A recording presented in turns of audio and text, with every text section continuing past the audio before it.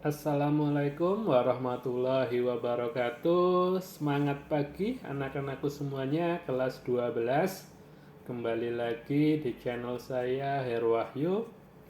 Pada pertemuan kali ini kita masih belajar tentang aspek pengolahan, melanjutkan materi di pertemuan sebelumnya.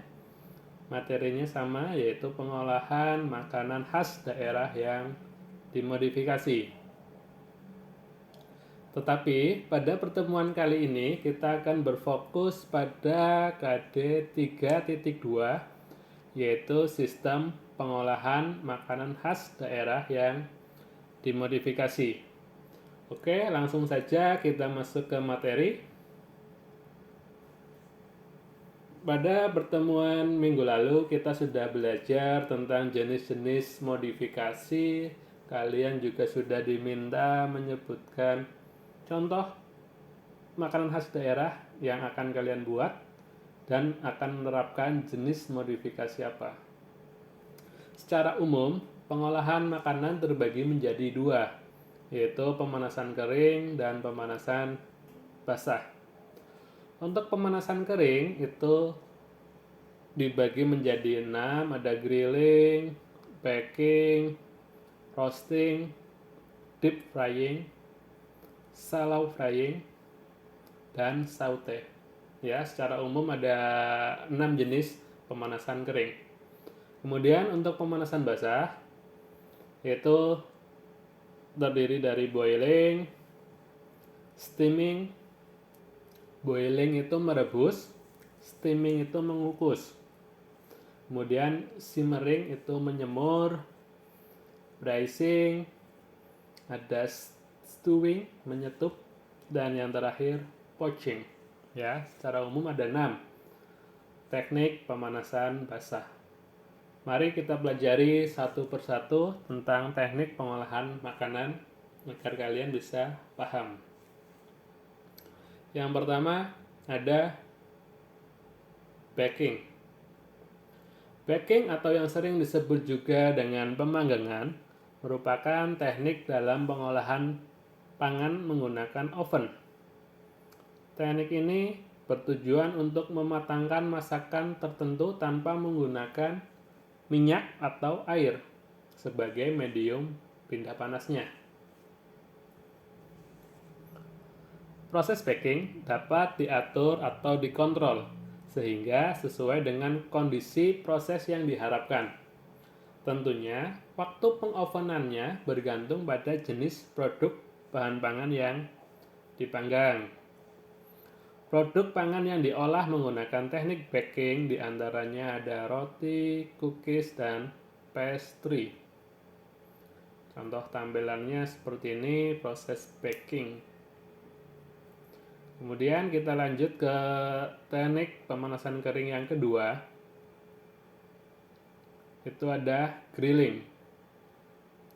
Grilling merupakan teknik pengolahan bahan makanan dengan cara pembakaran atau pemanggangan dengan kontak langsung antara bahan yang diolah dengan sumber api. Perbedaan metode ini dibanding dengan baking ialah penggunaan suhu grilling yang lebih tinggi karena sumber api diletakkan langsung di bawah bahan pangan yang diolah. Jenis produk bahan pangan yang umumnya menggunakan teknik ini adalah daging merah, daging unggas, dan ikan. Aplikasi teknik ini lebih banyak digunakan untuk hidangan steak dan sate. Contoh tampilannya seperti ini ya. Jadi bahan pangan itu bersentuhan langsung dengan api atau sumber panas. Selain itu ciri-cirinya juga menggunakan papan grill ya, seperti itu untuk grilling. Kita lanjut ke pemanasan kering yang ketiga. Itu ada roasting. Roasting merupakan teknik pematangan bahan makanan menggunakan lemak atau minyak, baik yang terkandung secara alami dalam bahan pangan maupun yang tidak terkandung dalam bahan pangan. Secara umum, roasting digunakan untuk memanggang bahan makanan yang berukuran besar atau bulky. Daging dan sayuran itu dibungkus aluminium foil atau diletakkan di atas piring khusus yang tahan panas. Tujuannya adalah untuk menangkap sari makanan yang keluar akibat proses pemanggangan. Itu ya, ciri-ciri roasting. Contoh tampilannya seperti ini. Kemudian kita lanjut ke pemanasan kering yang keempat, 5, dan 6. Untuk pemanasan kering yang keempat, 5, dan 6 ini menggunakan minyak ya. Yang pertama ada deep frying. Deep frying menggunakan banyak minyak saat menggoreng. Sesuai dengan namanya, deep, dalam. Makanan yang digoreng itu tenggelam lebih dalam pada minyak ya. Jadi jumlah minyaknya lebih banyak. Tujuannya apa? Tujuannya agar tekstur makanan yang digoreng itu matang secara merata. Makanan yang digoreng menggunakan metode ini biasanya itu berbalut tepung, sehingga butuh minyak yang cukup banyak untuk menghasilkan tekstur yang crispy. Crispy di luar, tetapi tetap moist atau lembut di dalam. Contohnya saja, itu ada ayam tepung atau french fries. Contoh gambarnya seperti ini, ya, deep frying, menggunakan minyak banyak. Kita lanjutkan ke pemanasan kering yang kelima, itu ada shallow frying. Shallow frying secara umum berarti menggoreng dengan minyak yang lebih sedikit dari deep frying. Makanan yang digoreng itu tidak sampai tenggelam di dalam minyak. Tetapi ukuran tinggi minyaknya atau banyak minyaknya itu kira-kira hanya sepertiga dari tinggi makanan. Oleh karena itu, biasanya makanan yang digoreng menggunakan metode ini cenderung cepat matang atau tidak terlalu tebal. Misalnya saja menggoreng ikan. Agar semua bagiannya matang sempurna, kita bisa membolak-balikan ikan dengan hati-hati. Biasanya, minyak yang digunakan untuk shallow frying hanya digunakan satu kali saja. Contohnya seperti ini. Ya, shallow frying. Kemudian kita masuk ke pemanasan kering yang terakhir, itu ada saute atau menumis. Saute merupakan teknik mengolah bahan makanan menggunakan sedikit minyak. Pada umumnya, bahan makanan yang diolah dengan metode ini itu berukuran kecil-kecil atau sudah dipotong-potong ya. Teknik memasak ini juga menggunakan minyak yang panas untuk menghasilkan hasil tumisan yang matang sempurna. Contohnya seperti ini ya, saute, menumis. Tentu kalian sudah pernah mempraktekkannya. Itulah tadi ke-6 jenis pemanasan kering. Ada baking yang pertama, ada grilling, ada roasting, kemudian yang keempat itu ada deep frying, yang kelima ada shallow frying, serta yang terakhir saute. Diingat-ingat ya, itu ke-6 jenis pemanasan kering. Kita lanjut ke pemanasan basah. Teknik pemanasan basah yang pertama itu adalah boiling atau merebus. Teknik boiling atau merebus itu dilakukan dengan merendam semua bahan makanan dengan air, kaldu, ataupun santan yang sudah mendidih. Waktu memasak itu bergantung pada jenis makanan yang diolah. Teknik ini sering digunakan untuk memasak sup. Ya, seperti ini. Gambarnya, ilustrasinya. Kita lanjutkan ke teknik yang kedua, itu ada steaming atau mengukus. Mengukus adalah memasak bahan makanan dengan uap air. Meskipun bahan makanan tidak berhubungan atau kontak langsung dengan air yang mendidih, namun masih tetap termasuk dalam teknik memasak basah. Efek dari sistem ini yaitu menjadikan bahan makanan atau makanan menjadi lebih lunak dan lembut. Karena bahan makanan tidak bersentuhan langsung dengan air, maka kehilangan nilai gizinya pun lebih sedikit. Jadi ini teknik memasak yang lebih sehat. Banyak jenis makanan yang diolah dengan cara ini, seperti pepes sayuran, ikan atau ayam, dan putu ayu. Ilustrasinya seperti ini ya. Kemudian kita ke teknik pemanasan basah yang ketiga, ada simmering. Simmering adalah teknik memasak bahan makanan dengan saus atau bahan cair lainnya yang dididihkan terlebih dahulu. Baru kemudian api dikecilkan dan direbus lebih lama. Teknik simmering sendiri umumnya digunakan untuk memasak kaldu, soto, atau rawon.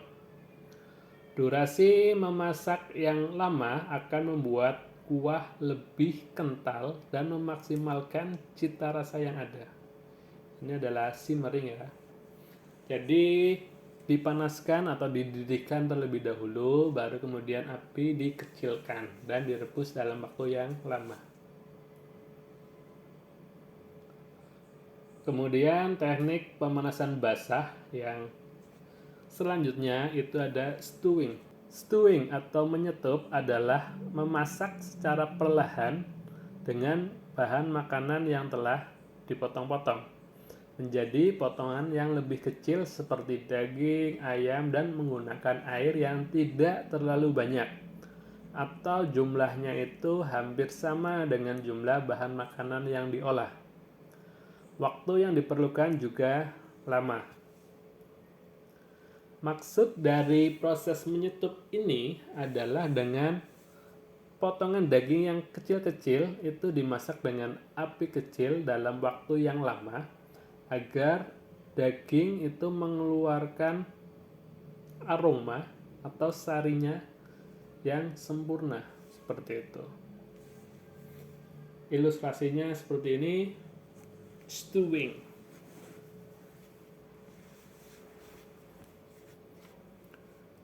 Kemudian kita lanjut ke teknik pemanasan basah, braising.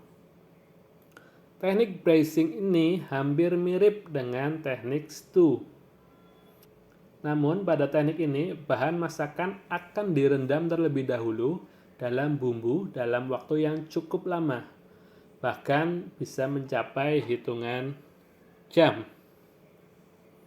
Setelah direndam dan bumbu meresap, bahan masakan kemudian dimasukkan ke dalam oven atau direbus kembali dengan sisa bumbu perendaman hingga cairan benar-benar mengering. Contohnya seperti ini ya, hampir mirip dengan teknik stew. Kemudian teknik yang selanjutnya ada poaching.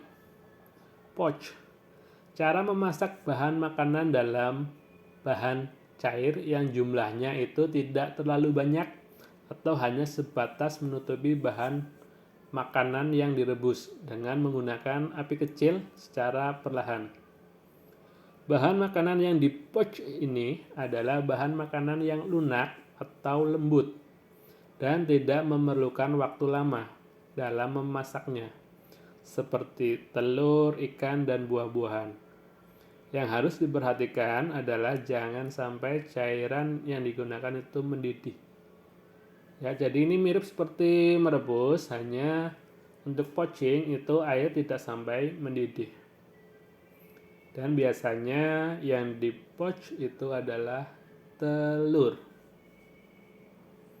Kita lanjut ke pemanasan basa yang terakhir itu ada blanching. Blanching adalah proses perebusan sayuran secara singkat untuk mempertahankan tekstur dan warnanya. Umumnya, proses perebusan blanching ini dilakukan sekitar 2-3 menit. Setelah direbus, sayuran direndam dalam air es. Tujuannya adalah untuk menghentikan proses pematangannya. Manfaat blanching yang pertama ada mempertahankan tekstur, rasa, dan warna sayuran. Yang kedua, membersihkan permukaan sayuran dari kotoran. Yang ketiga, mengurangi rasa pahit pada sayuran seperti daun pepaya. Serta yang keempat atau yang terakhir adalah mempertahankan nutrisi sayuran. Contohnya seperti ini ya. Bahan makanan yang umumnya itu sayuran itu direbus terlebih dahulu dalam waktu yang singkat, kemudian setelah itu diangkat dan direndam dalam air es. Itu adalah teknik blanching. Selain pemanasan kering dan pemanasan basah tadi, ada juga istilah-istilah dalam proses pengolahan bahan makanan. Ada mengisi atau stuffing, mengocok atau beating, memfilir atau filleting, mengglasir atau glazing, memanir atau coating, memarinir atau marinating, merendam dalam bumbu, menjernihkan itu clarifying, dan mengentalkan itu thickening ya.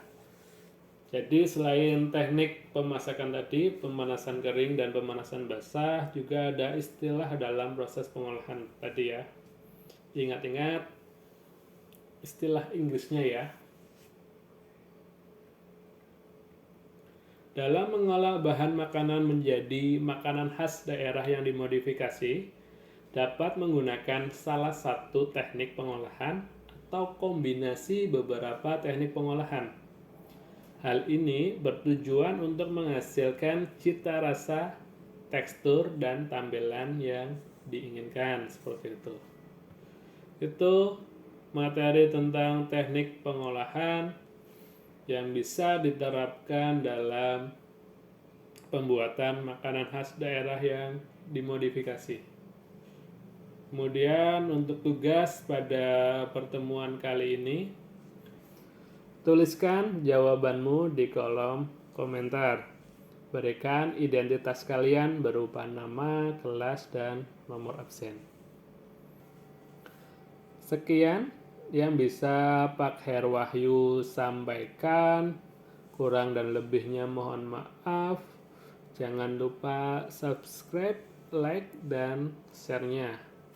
Karena sebaik-baik ilmu adalah ilmu yang bermanfaat. Sekian dari Pak Herwahyu. Wassalamualaikum warahmatullahi wabarakatuh.